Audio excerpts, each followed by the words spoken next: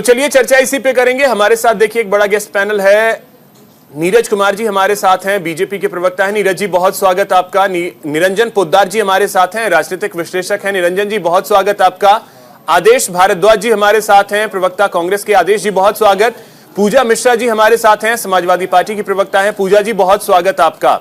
निरंजन जी आज चर्चा की शुरुआत मैं आपसे करूंगा। एनडीए के सामने अब क्या क्या चुनौतियां आपको दिख रही हैं? निरंजन जी। जी अभिषेक जी दोबारा से सवाल कीजिए। सर एनडीए के सामने अब फिलहाल की स्थिति में क्या क्या चुनौतियां आपको दिख रही हैं?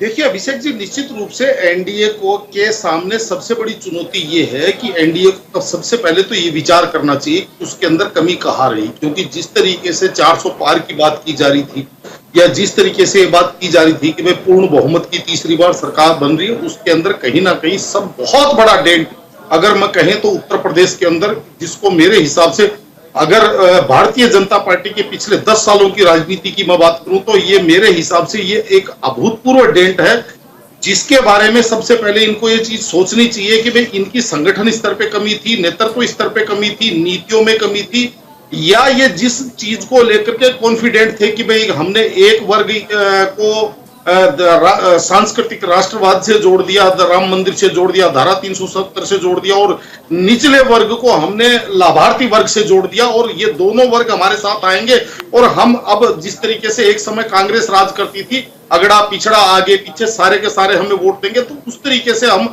तो अब इनको ये चीज मेरे हिसाब से सोचनी पड़ेगी। पहली बात तो इनको ये इनके लिए ये बड़ी चुनौती है।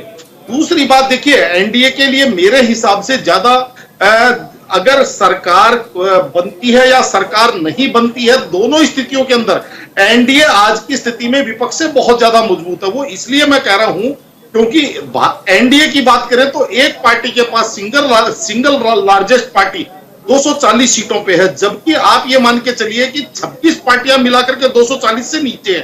तो इसके अंदर अगर मान लीजिए जो एक र्यूमर चलाया जा रहा है कि भाई नीतीश जी को जोड़ने की बात करी जा रही है, या चंद्रबाबू नायडू को इंडिया गठबंधन के साथ जोड़ने की बात की जा रही है, अगर इस तरीके का कोई प्रयास होता है तो निश्चित रूप से देखिए उनको भी इस चीज का पता है कि जितनी मजबूत, हालांकि पहले जितनी मजबूत एनडीए नहीं है, लेकिन जितनी मजबूत आज एनडीए उतनी मजबूत इंडिया सरकार नहीं रहेगी। तो इसलिए मेरा यह मानना है कि चुनौतियों की बात करें तो निश्चित रूप से इसके अंदर एनडीए की बात करेंगे तो चंद्रबाबू नायडू उनकी राजनीति बड़ी मजबूत हुई है, नीतीश कुमार उनकी राजनीति बड़ी मजबूत है, और भी जो सहयोगी दल है, यहां तक कि आप ये समझ लीजिए हर एक जिस पार्टी के आरएलडी के 2 सांसद है, दो सांसदों के बावजूद उनकी सरकार के अंदर एक अहम भूमिका मानी जाएगी। लेकिन यहाँ पे जो चुनौती की बात करें तो चुनौती जो बड़ी है वो भारतीय जनता पार्टी के लिए है। निरंजन जी सीधे तौर पे मैं समझूं तो जो सहयोगी दल हैं सबको बांधे रख पाना ये सबसे बड़ी चुनौती है, क्योंकि डोरे दोनों तरफ से डाले जाएंगे।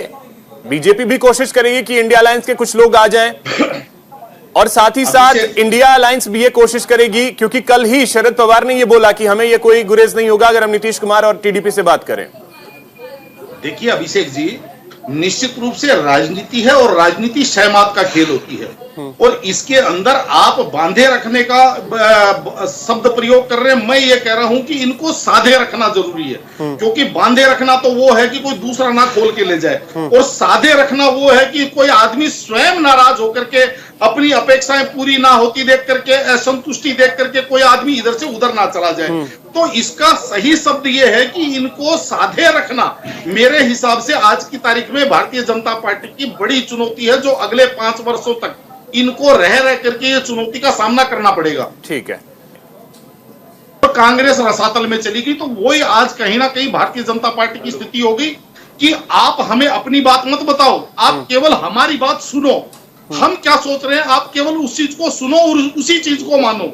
महंगाई है कि नहीं है हम तय करेंगे, बेरोजगारी है कि नहीं है हम तय करेंगे, महिलाओं की सुरक्षा सुनिश्चित है कि नहीं है हम तय करेंगे, देश के अंदर खुशहाली है कि नहीं है हम तय करेंगे। मतलब हमने कह दी देश के अंदर पूरी खुशहाली है, तो आप लोग भी ये मान लो कि खुशहाली है। मेरी बात समझना आप। तो कहने का तात्पर्य ये जो टू वे कम्युनिकेशन जहां क्रैक हुआ है, वहां भारतीय जनता पार्टी को इतनी समझ, यानी कि हमारे यहाँ कहा जाता है ठोकर तो लगी लेकिन गिरे नहीं, तो आज भारतीय जनता पार्टी की वो स्थिति है, पहली बात। और दूसरा बिंदु इसके अंदर ये है अभिषेक जी कि जिस तरीके से अभी यहाँ पे चर्चा भी हुई कि एक समय जो आज के 40 साल पहले 50 साल पहले जो कांग्रेस की स्थिति हुआ करती थी कि उत्तर दक्षिण पूर्व पश्चिम चारों तरफ पूरे भारत के अंदर उनका पूरा का पूरा प्रतिनिधित्व और पूरी की पूरी धमक हुआ करती थी, आज भारतीय जनता पार्टी कहीं ना कहीं उस स्थान के ऊपर विराजमान हो गई।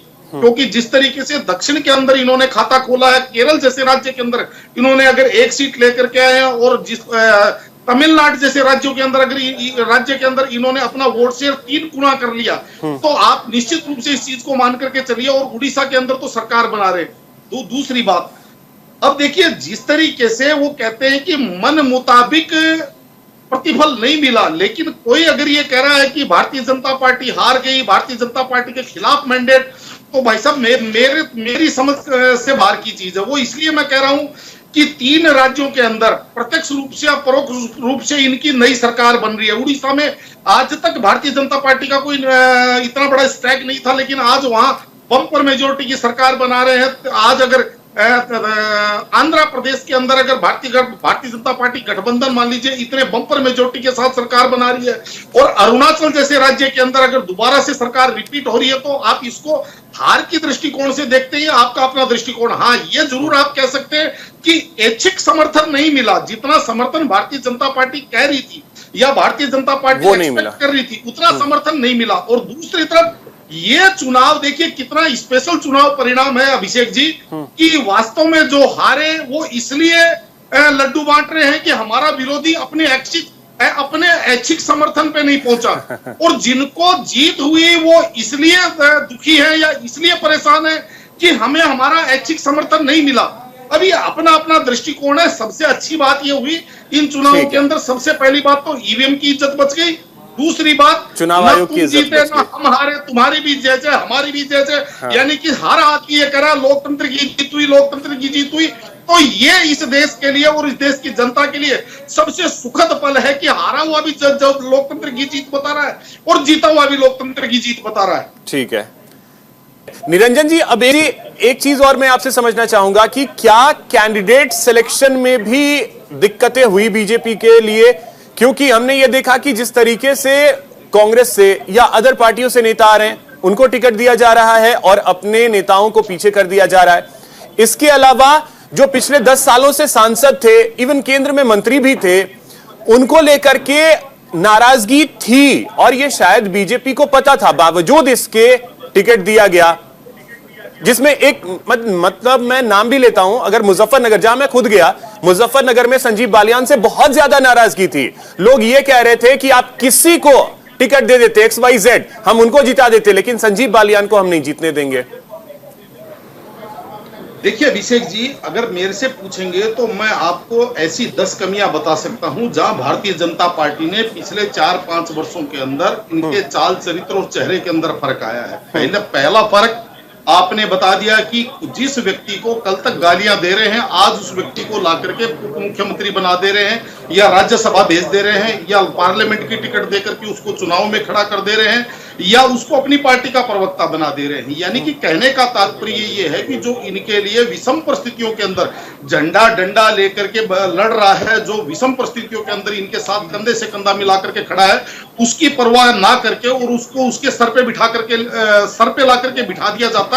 जो आदमी कल तक इनको गालियां दे रहा है, जो आदमी कल तक इनके लोगों से आप ये समझ लीजिए मुक्केबाजी कर रहा है। तो पहली बात। और दूसरी बात, जिस तरीके से आज भी भारतीय जनता पार्टी की एक सबसे बड़ी विडंबना मैं बताऊं, जो व्यक्ति भारतीय जनता पार्टी के लिए पूरे समाज से संघर्ष करता है, जो भारतीय जनता पार्टी के लिए पूरे समाज को जोड़ने का प्रयास करता है, जो चुनावों के अंदर भारतीय जनता पार्टी के लिए पोस्टर लगाता है और लोगों को कहता है आप वोट दीजिए, लेकिन जब लोगों की समस्या होती है, जब वो किसी का काम लेकर के भारतीय जनता पार्टी के नेताओं के पास, विधायकों के पास, मंत्रियों के पास जाता है, तो वो ये कहते हैं कि ये तो HRD मिनिस्ट्री है, ये कोई संघ का कार्यालय थोड़ी है कि आप ये काम लेकर के आ गए। यानी कि सीधी सी बात है, आप जो भी चीज है प्रक्रिया से आइए।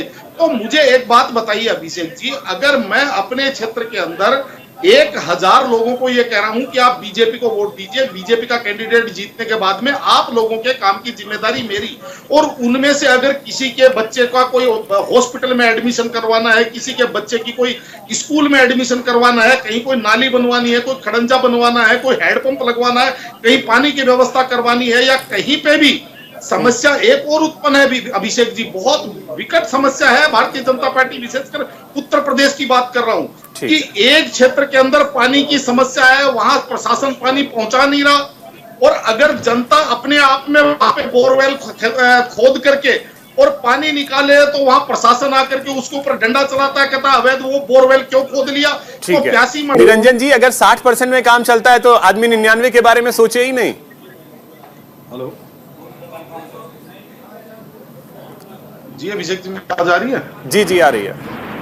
हाँ देखिए अभिषेक जी, मेरा ये मानना है कि इन चुनावों ने भारत की राजनीतिक दशा और दिशा तय कर दी, क्योंकि जिस तरीके से ऐसा लग रहा था कि भारत कुछ समय बाद में दो पार्टी सिद्धांत के ऊपर, दो पार्टी राजनीतिक सिद्धांत के ऊपर आगे बढ़ेगा, तो कहीं ना कहीं भारत ने आज भी क्षेत्रीय पार्टियों को बड़ा मजबूत करके इसके अंदर अगर जीत की बात करें तो मेरे हिसाब से सबसे बड़ी जीत अगर है वो तो अखिलेश यादव जी की है, दूसरे नंबर पे ममता बनर्जी की है, उसके बाद में डीएमके की है और चंद्रबाबू नायडू की है, और उसके बाद में अगर किसी की जीत आती है तो वो भारतीय जनता पार्टी की आती है। अगर कांग्रेस अपने आप की जीत मानती है 333-34 सीटों पे चुनाव लड़ने के बाद में, अगर 97 सीटें 98 सीटें लेकर के अगर ये अपने आप को जीता हुआ मान रहे हैं, 29% के अंदर अगर ये पास मार्क्स मान रहे हैं, तो मेरे हिसाब से ये इनकी अपनी इच्छा है। लेकिन मेरा ये मानना है कि अब जो राजनीतिक हमारे यहाँ की जो दशा और दिशा फिर से वही है कि अब क्षेत्रीय पार्टियां मजबूत होंगी, और जब क्षेत्रीय पार्टियां मजबूत होंगी तो निश्चित रूप से आप ये समझ लीजिए राजनीतिक रूप से कांग्रेस के लिए सबसे बड़ी कठिनाई है, जबकि भारतीय जनता पार्टी आज राष्ट्रीय स्तर पे अपना विस्तार करती हुई दिखाई दे रही है। मेरा तो ये राजनीतिक और ये इसमें कहीं कोई कहने में गुरेज नहीं होना चाहिए